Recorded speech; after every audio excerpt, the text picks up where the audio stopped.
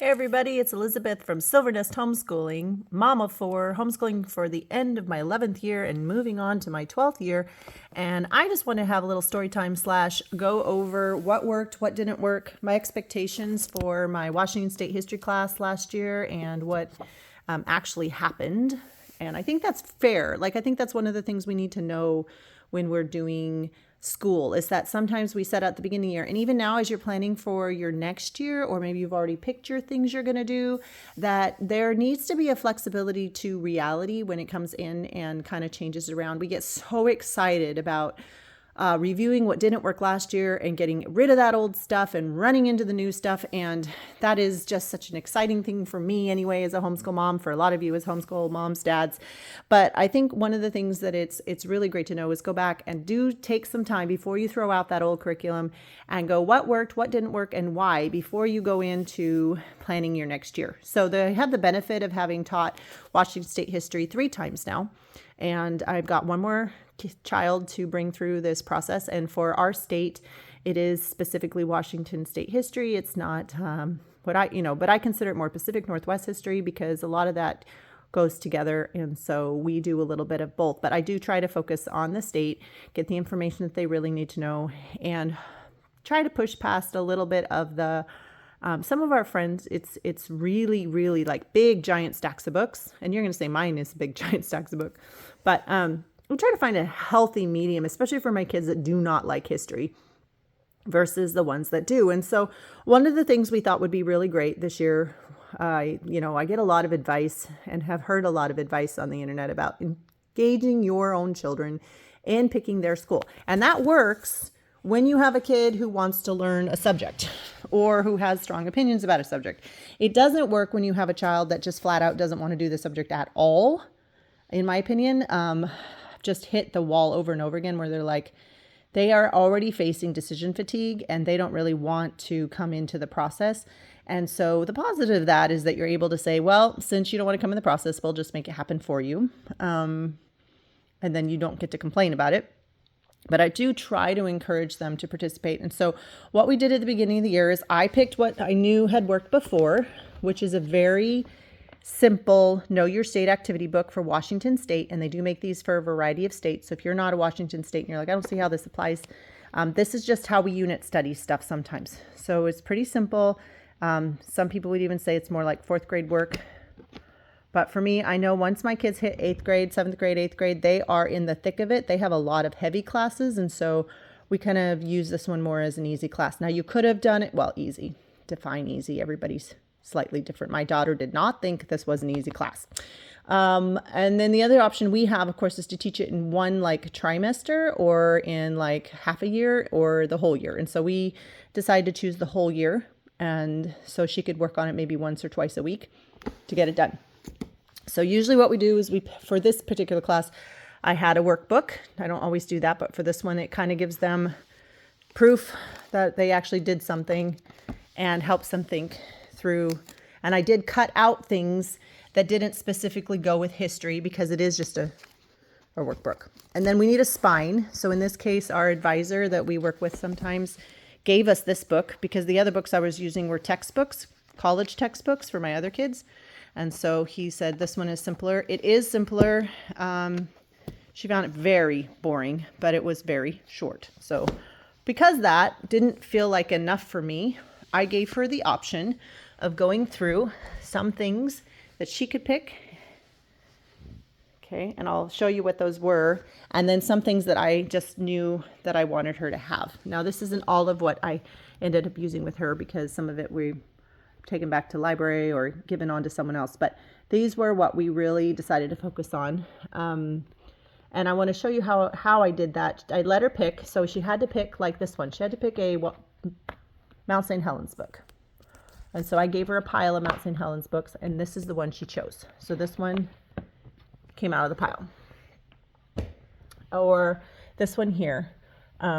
I gave her these options. She's taking American Sign Language, so I gave her the option of looking at Indian Sign Language.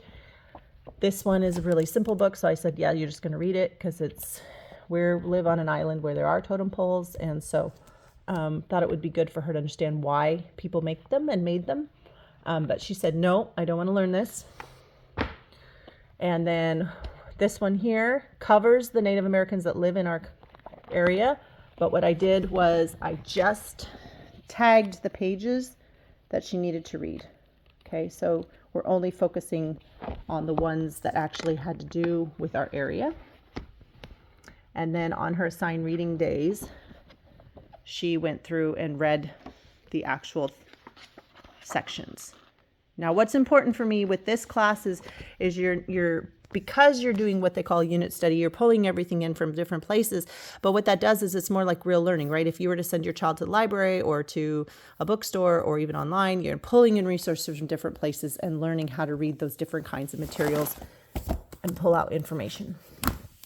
All right. I also gave her the option, kind of had this available. A lot of the questions in here had to do with like, what's Washington State's bird? What's its tree? So this actually has answers for that. She also used the internet some, but it actually has more of that. So even though it's for little kids, it did include information that this particular book was looking for.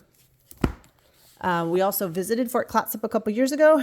So I put this in there as an option for her to pick from. And she said, no, thanks. This one I had her read on purpose. I was really excited when I found it. My friend actually wrote this, Dorothy Neal, and we live on Whidbey Island in the Puget Sound. And so this is the story of how people came to our island. And oh, was I excited when I found this. And so she read this book as part of her school. This is by slowing it down. She was able to finish it. She didn't love it, but again, she doesn't like history. And then we had some of these, again, where these are things that had to do with our state or the Oregon Trail. And so I just had to read just a couple pages from the section that had to do with our stuff. And then she had to write a little write-up of the different sections she read. So she's in 8th grade, so whatever she read should give me a little bit of a recap. We also did the same thing with Women of the West. Again, I was only asking her to do a little bit. So you can get these larger books that you might say, well, this is pretty intimidating for my child. But if they know they're only reading a very small amount, these are amazing stories from the journals of the real women who traveled and came over. And then this is actually from my college, one of my college professors took these photos. And so this just helped see what life was like, what life is like, and more of a, for the visual learners to be able to go through. And again, I had her kind of, she's a photographer of people. And so she didn't think this was the same. She kind of resented the idea that I was trying to have her put this together, but that's okay. Again, it can help with trying to visualize what it is you're learning. All right. Then we also wanted at least one novel. So we chose Bound for Oregon. We had, The Magnificent Seven, I think it's what it's called.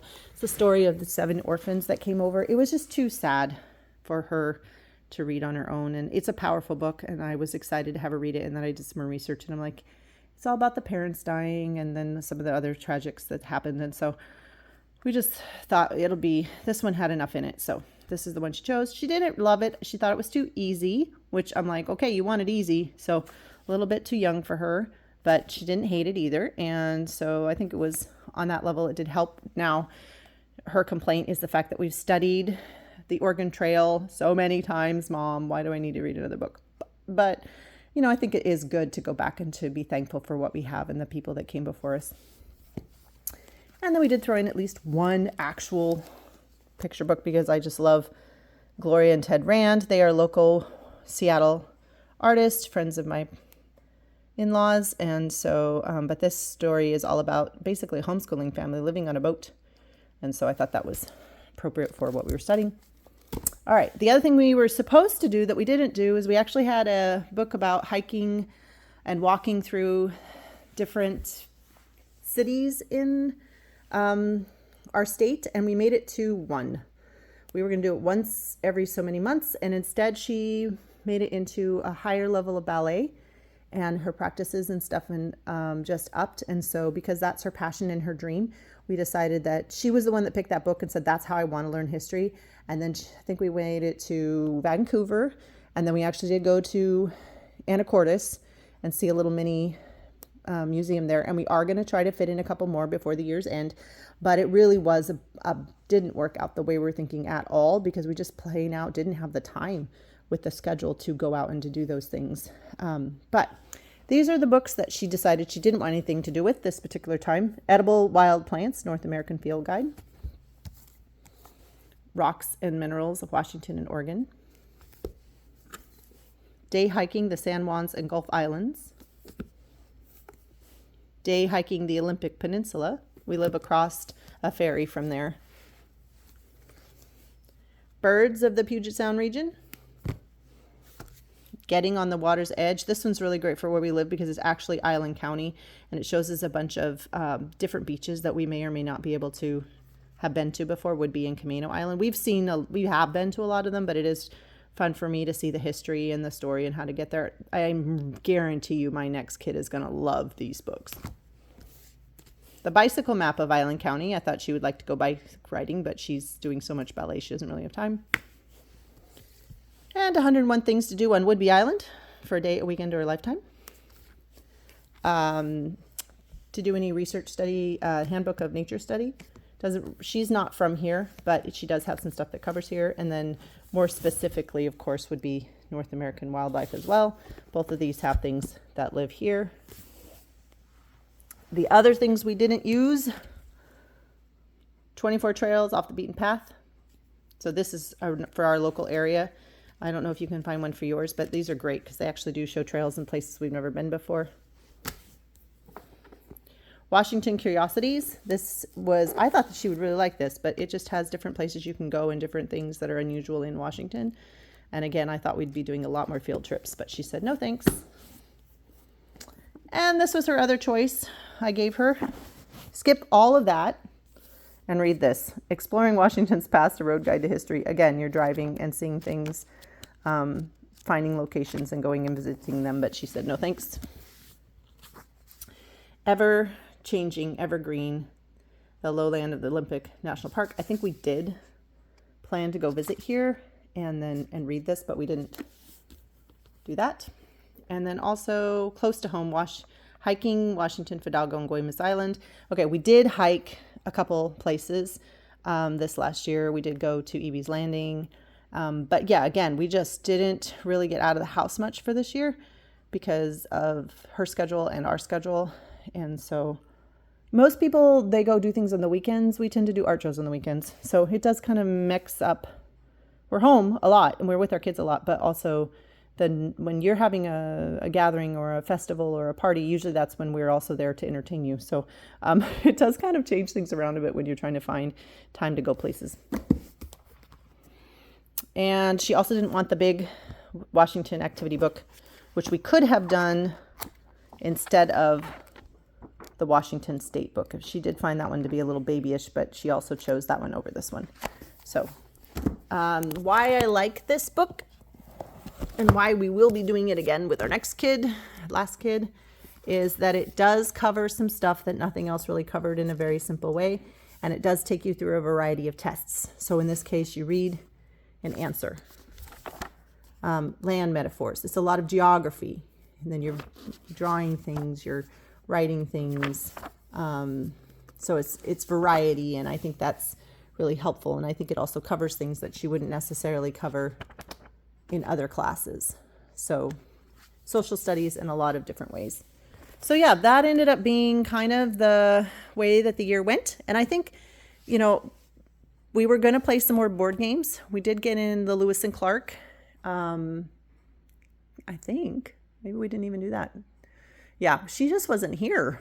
And I think that's the challenge. When you have a child that's super busy with something, and you as the parent, we decided to say yes. So we knew that that was going to cost us. But I think at the end of the year, this has been successful. I would definitely put it in the success pile. She is also going to read A Wolf Called Wander as her final. We do have about a month left of school. And we are going to try to fit in a couple more hikes. We did go to Bellingham and do a walk around up there. I forgot Bellingham. So I guess that's 3 out of, 9 we had planned on. Is all things considered, isn't so bad.